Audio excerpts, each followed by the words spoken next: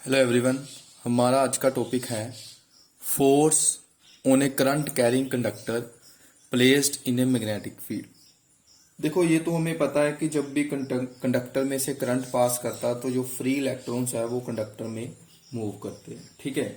और जब हम किसी कंडक्टर को एक्सटर्नल मैग्नेटिक फील्ड में रखते हैं तो उसको एक फोर्स जो है वो एक्सपीरियंस होती है। वो फोर्स हमने इस आर्टिकल में कैलकुलेट करनी है, ठीक है।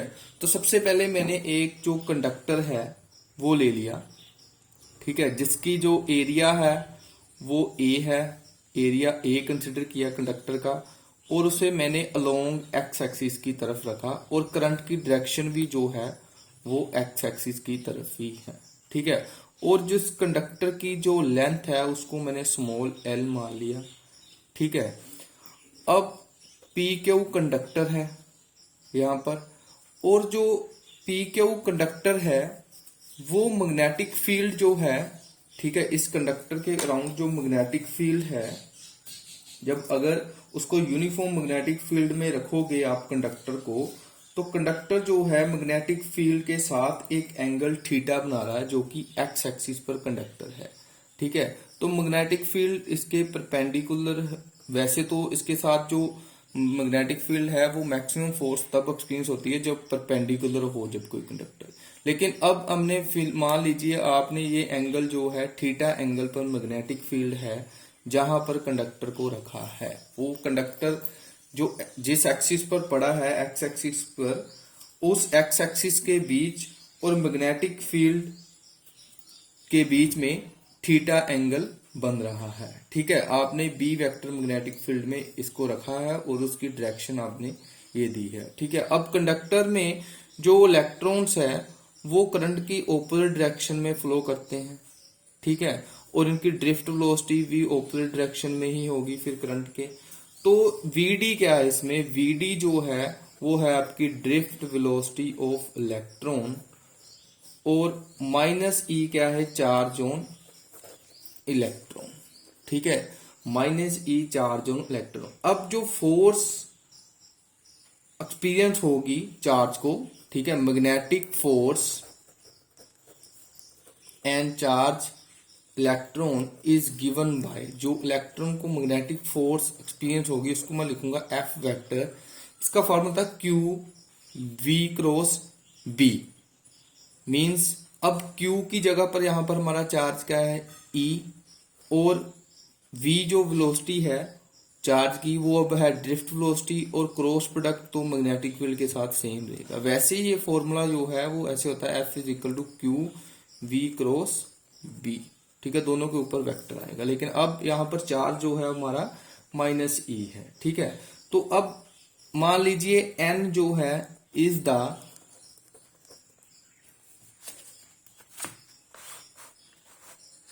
N is the number density of free electrons, ठीक है। तो टोटल नंबर ऑफ इलेक्ट्रॉन्स जो है वो कितने आएंगे, टोटल नंबर ऑफ इलेक्ट्रॉन्स को मैं मानूंगा टोटल नंबर ऑफ इलेक्ट्रॉन्स जो है, ठीक है, total number of electrons per unit volume, per unit volume के हिसाब से टोटल नंबर ऑफ इलेक्ट्रॉन्स को मैंने n माना, और उसको आप नंबर डेंसिटी ऑफ इलेक्ट्रॉन से मल्टीप्लाई करवाएंगे और वॉल्यूम के साथ कंडक्टर के मल्टीप्लाई करवाएंगे। तो वॉल्यूम को कैसे लिखूंगा, एरिया इनटू लेंथ। तो ये टोटल नंबर ऑफ इलेक्ट्रॉन्स है।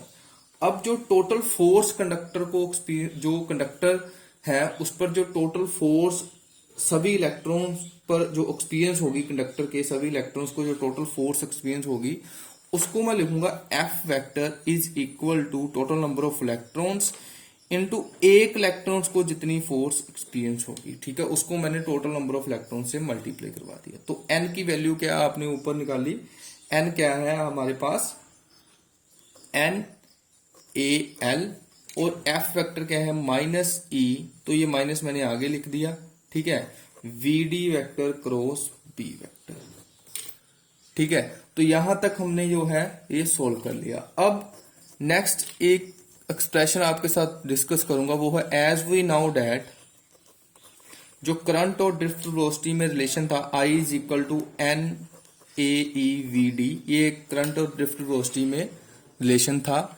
अब दोनों साइड, बोथ साइड पर मैं L जो है वो मल्टीप्लाई करवाऊंगा, ठीक है, NAEVD, और इधर भी L आएगा, ठीक है।